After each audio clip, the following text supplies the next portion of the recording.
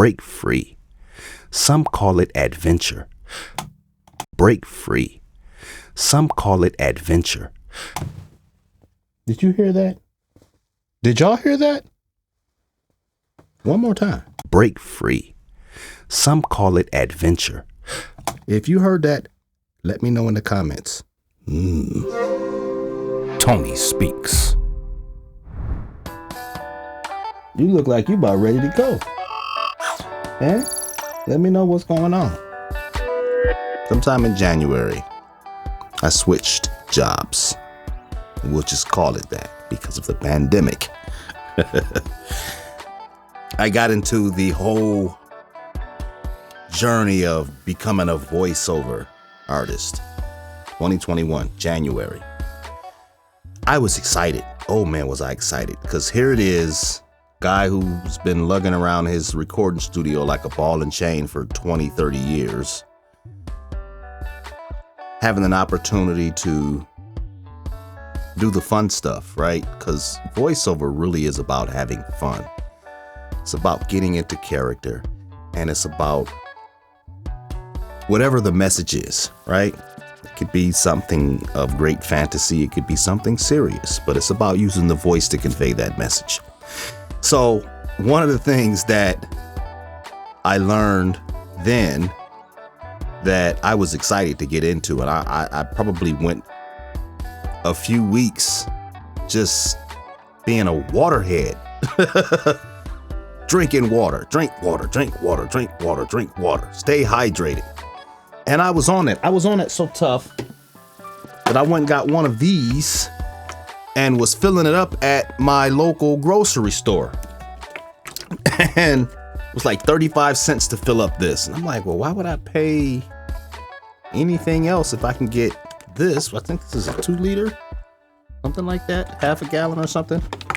35 cents. And I was excited to make that trip, and I did that for a good week. Then the business of learning how to be a voice actor and the seriousness of what I need to learn, finding a coach. After the gear and all of that stuff wore off, because I had just invested in myself with new gear, with microphones, even this particular camera. And the water phase faded quickly. I forgot all about drinking water on a daily and got back to some of my old habits. Doing those scripts today, and I went through probably 4 or 5 of them in a row just to see if I can switch up the tone as my coach directed us to do for homework anyway, to kind of find the tone and whatnot in the script or the ad. Yeah, that little thing that happened in the intro, that reminded me that you're not hydrated. And hydration is very important for a voiceover artist because we use our voice, and your voice requires moisture. It requires for the various parts to be supple, right? And if you don't hydrate, things get sticky. Imagine that. So if you didn't figure it out, in the intro, I had a little sound. Now that sound didn't come from a P or a B. It came from an M. It was when my lips pressed together to pronounce the M and then opened up like that, just like that. And this little pop just came out of it. Yeah, that's what let me know that, hey, you're dehydrated. And that's what happens with the body. If you don't drink enough water, things get sticky because there's very little water content available for your body to use. So I just wanted to put that out there.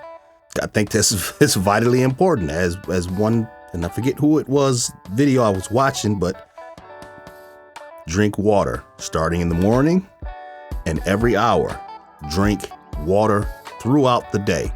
It's fine to drink water in your session, but if you're drinking water in your session to become hydrated, you're already too late. At that point, that's when, everybody tell you to eat apples. That's when that would help. But being hydrated throughout the day is your best defense against mouth clicks, pops, and stuff like that. Because you got to remember something. When I thought about this the other day, I was doing an exercise where if you hum,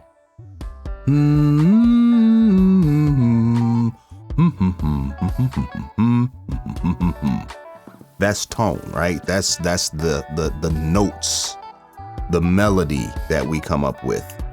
It is the mouth and at times the nose that we use to actually pronounce the words. It is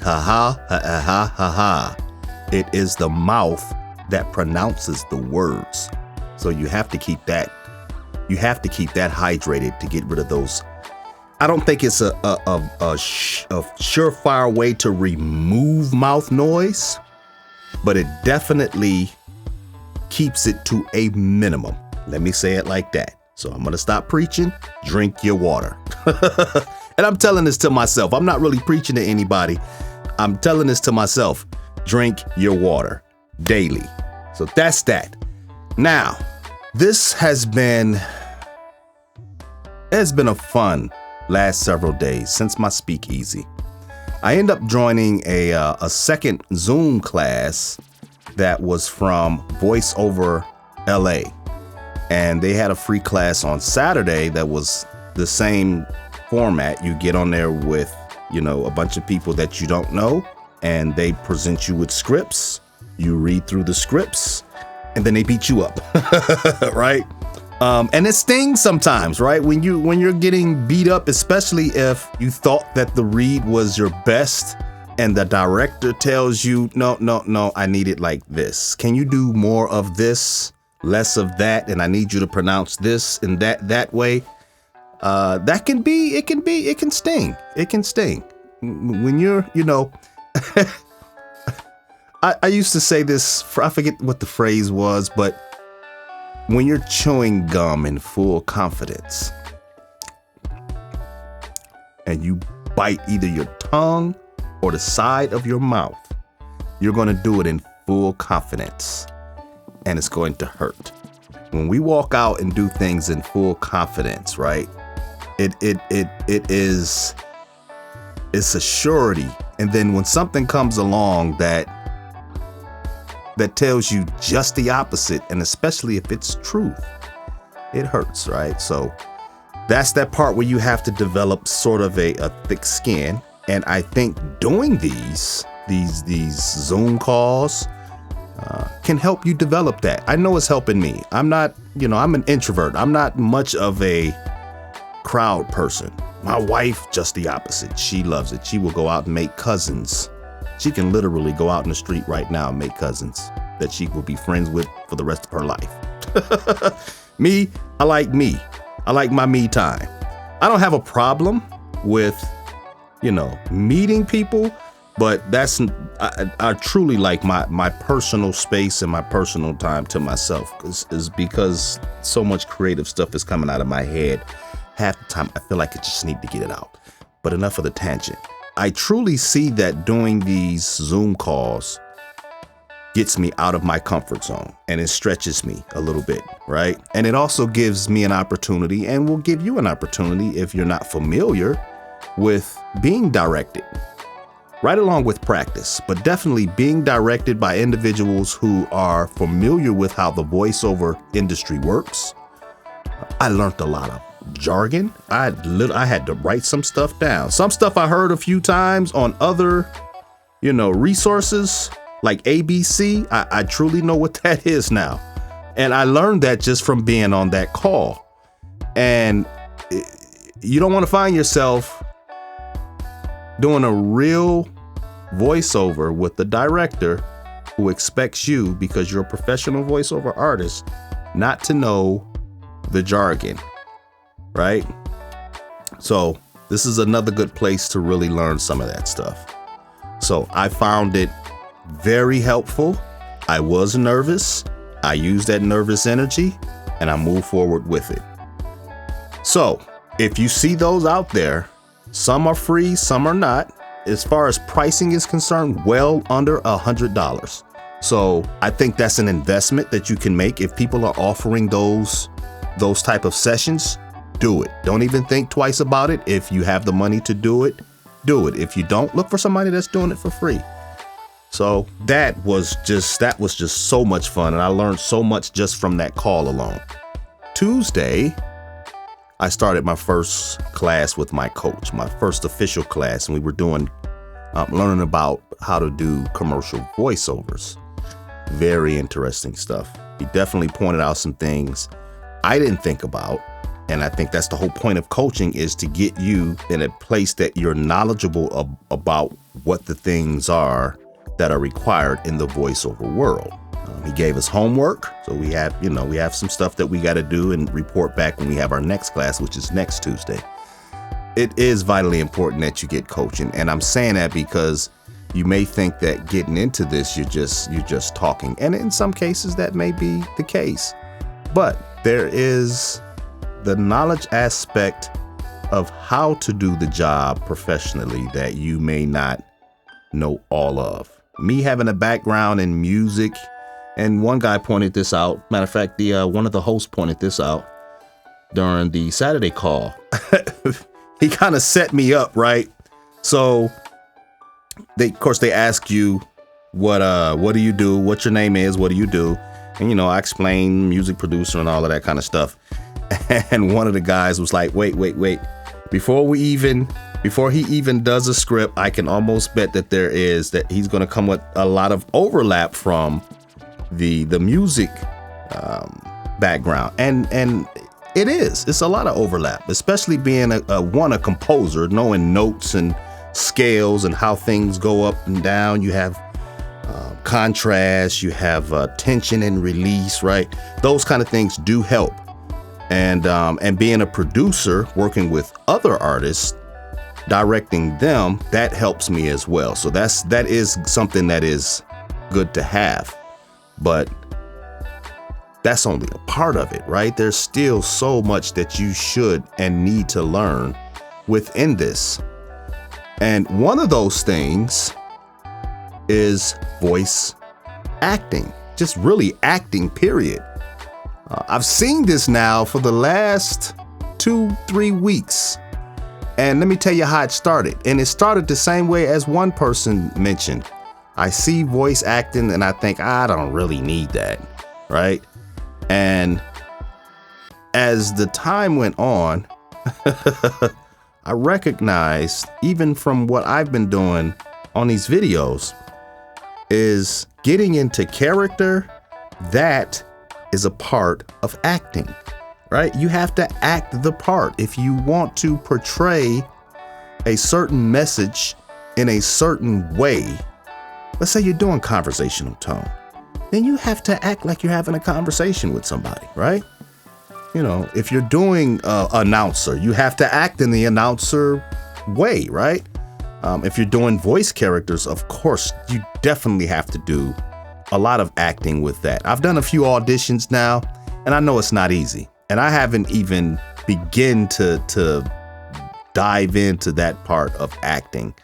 Really knowing the things that actors know to be believable as an actor, I think is vitally important to have under your belt. So that's something I'm looking into now. Here in Atlanta, there is the Atlanta Voiceover Studio. They have a acting class coming up with the young lady.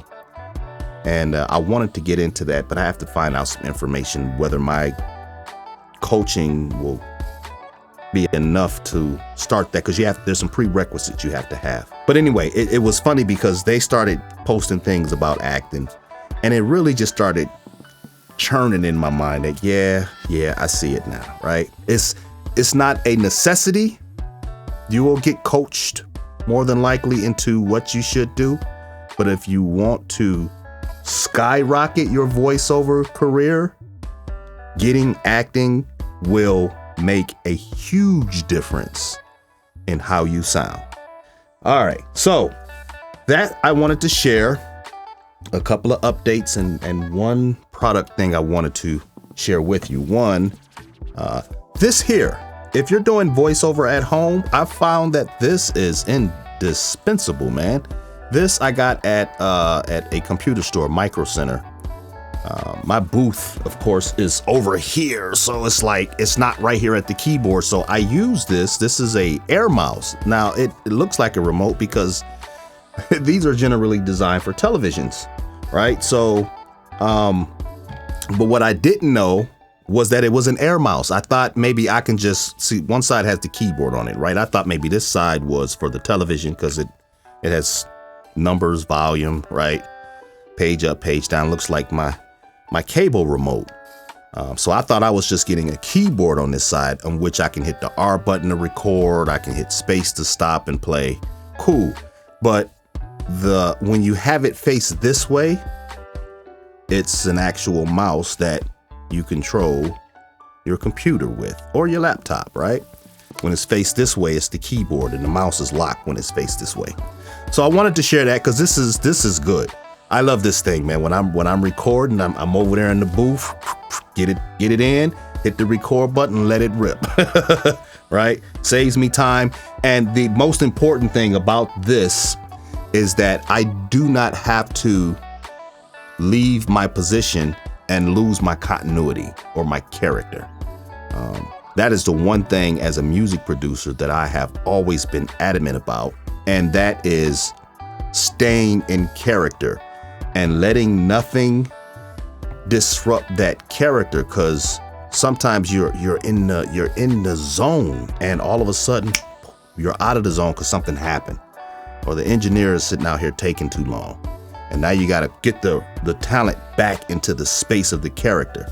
So not being able to leave the booth and stay in character and stay moving is vitally important.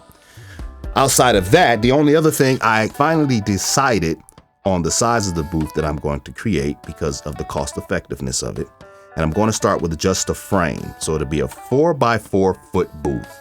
I have one piece of MDF that luckily is 4x4 feet. So that'll be the floor. So I'll frame the floor. I'm going to start slow and small. I'm going to start with the floor and the frame. I'm going to put that up and then I'm just going to piece it one by one. So you'll see it right over here. And you'll see as it come together, and you know, I'll probably show some shots and maybe a video where I'm showing me putting it together in time lapse or some crazy stuff. I don't know. But the main thing is I want to make sure that I get it to a point where it is actually soundproof. So that is my video for today. I am going to make one video a week doing VO logs. Anything else will be random stuff. May not be of, you know, every other day, may not be every day, because I'm so busy now trying to incorporate what it takes to become a professional voiceover artist that I don't really have time to do these videos like I wanted to. It makes it fun. Now, when I have practice and I have permission to practice the scripts that's been given to me, I will definitely put those up.